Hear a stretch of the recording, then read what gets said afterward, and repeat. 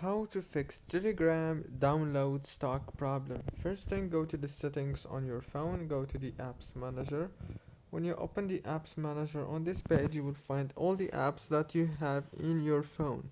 So all what you want to do is wait a few seconds, and after that all what you want to do next is scroll until you find the Telegram right here. Click on Telegram and then force stop the app from here.